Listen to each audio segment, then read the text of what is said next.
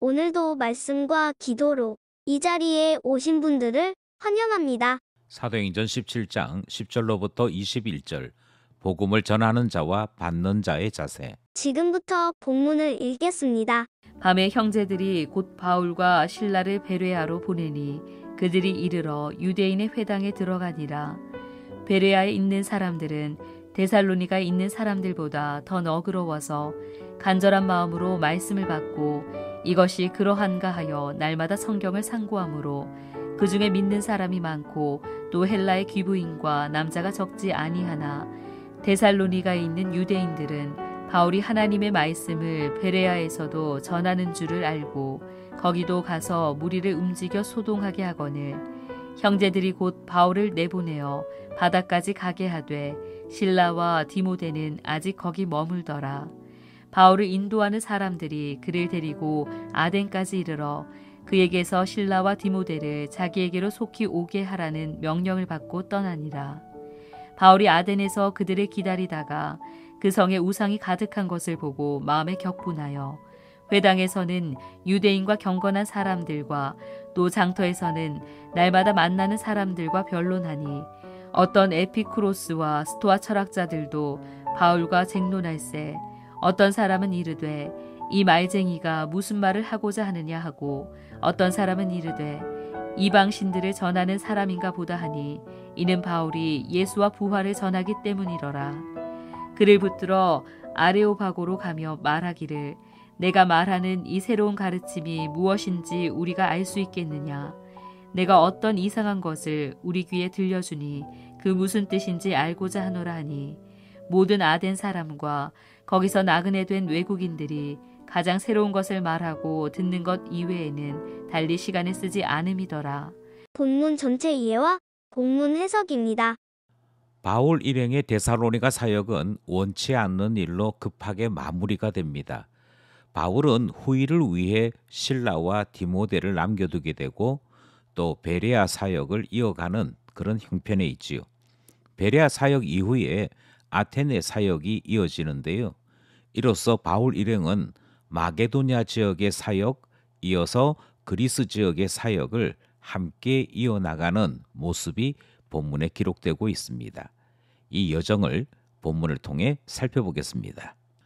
첫 번째 문단은 10절로부터 14절 베레아에서 데살로니가에 있는 형제들은 바울의 안위를 염려했습니다. 그러니까 야손과 몇몇 형제들이 읍장을 만나서 고생을 치르는 동안에 그 사이에 바울을 대피시키는 일을 했던 것이지요. 이렇게 해서 바울과 실라는 베레아로 가게 되었던 것입니다. 베레아 사람들을 만났는데 베레아 사람들은 데살로니가에 있는 사람들보다도 복음을 더 너그럽게 그리고 더 간절한 마음으로 받아들였다라고 성경이 기록하죠. 여기서 우리는 이 사람들이 감정적인 복음의 동의, 그러니까 그들의 마음을 다해서 복음을 받아들이는 모습을 살펴볼 뿐 아니라 데살로니가 사람들보다도 훨씬 더 나은 복음 받아들이는 모습을 확인할 수 있는데 그것은 지적으로도 그래서 하나님의 말씀을 상고하고 연구하고 묵상하는 일들을 통해 복음을 받아들였음을 확인하게 됩니다. 이것은 복음이 보다 더 전인격적으로 신앙이 되도록 했다 하는 말씀이 되는 것이고요. 이 전인적인 신앙을 우리 모두가 다 주목해야 할 것을 배우게 되는 것이지요. 데살로니가에 있는 유대인들이 베레아에까지 찾아옵니다. 그리고 데살로니가에서 했던 것처럼 베레아에서도 소동을 일으킵니다. 다시 이 일로 인해 바울은 떠나게 되는데요. 떠나는 바울은 실라와 디모데를 남겨둡니다. 조금 더 정확하게 이야기하자면 디모데는 데살로니가 사역을 위해 남겨두고 실라는 베레아 사역을 위해 남겨두게 되었던 것이지요. 이처럼 바울은 떠나지만 실라와 디모데를 남겨둠으로 교회가 여전히 굳건하게 세워질 수 있도록 사역하는 모습도 살펴보게 되는 것입니다.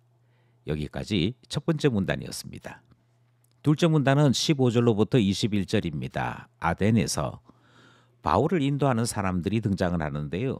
이 사람들은 바울 일행을 꽤 먼 거리로 이동을 시킵니다.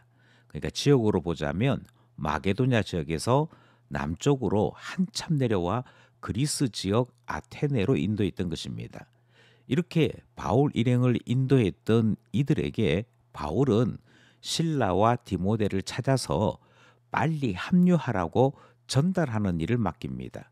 그리고 이 부탁을 받은 이 인도하는 사람들은 즉시 그들이 왔던 길을 되돌아가는 모습 살펴보게 되는 것이지요.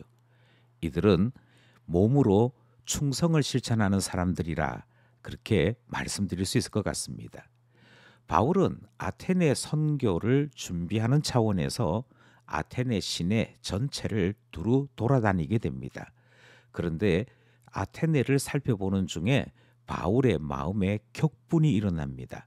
이유는 아테네 전체가 우상으로 가득했기 때문이지요.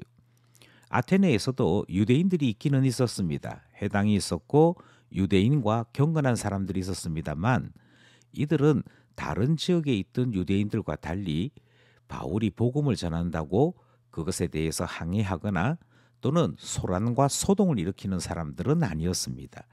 하지만 이 모두를 포함해서 그곳에 있는 많은 사람들이 아고라를 중심으로 철학을 논하는 분위기가 훨씬 더 강했던 것이지요. 따라서 이들은 하루 종일 새로운 이론을 찾는 일에 몰두했고 또 새로운 주장을 만나게 되면 그들의 지식을 따라 논쟁하는 것으로 모든 즐거움을 삼는 허탄한 삶을 살고 있더라. 그것이 본문에 소개되고 있는 아덴의 모습이었던 것이지요. 복음이 없는 어떤 도시든 어떤 사람이든 허탄할 수밖에 없음을 본문이 말씀하고 있는 것 살펴보게 되는 것입니다. 여기까지 둘째 문단 말씀이었습니다. 말씀을 따라 기도하며 결단해 봅시다. 첫 번째 기도 제목은 바울이 만능 사역자 그렇게 생각해서는 안 되는 것 살펴보게 됩니다. 바울은 떠날 수밖에 없었던 곳이 있었지요. 그런데 실라와 디모데는 남아서 일할 수가 있었습니다. 그러면서 깨닫게 되는 것이 있습니다. 하나님은 바울을 바울로 사용하시고 실라와 디모데는 실라와 디모데로 사용하신다. 다르게 말씀드려서 하나님은 우리 각 사람을 각자 가치롭게 사용하신다 하는 사실을 깨닫게 되는 것 아니겠습니까? 기도하기는 하나님께서 나를 가치롭게 하신 것, 하나님의 형상으로 지어 가시는 것을 깨달아 주 안에 감격과 감사로 일하는 하나님 청직이 될 수 있도록 기도하게 되는 것입니다. 두 번째 기도 제목은요. 마음을 다해 복음에 다가서는 것, 뜻을 다해 힘써 복음과 함께 살아가는 것, 그리고 우리의 지식을 다해 복음을 배우는 것. 우리는 이것을 전인격적인 신앙이라고 이야기합니다. 기도하기는 바로 이 전인격적인 신앙을 우리 모두에게 베풀어 주셔서 기도하게 되는 것이지요. 마지막 기도 제목은요. 구원에서 떠난 이들의 삶은 우상 숭배와 허탄한 삶이 그들의 인생을 지배하는 것 말씀을 통해 보았습니다. 하나님 앞에 기도하기는 성령께서 우리에게 깨달음을 주시는데 영원한 것이 무엇인지, 영원한 생명 가운데 거하는 삶이 무엇인지 알게 해주셔서 그 은혜로 살아가게 하소서 기도하게 되는 것이지요. 오늘도 말씀과 기도로 더 깊은 신앙, 그것을 향해 달려나감이 있는 우리 모두 되기를 간절히 소원합니다.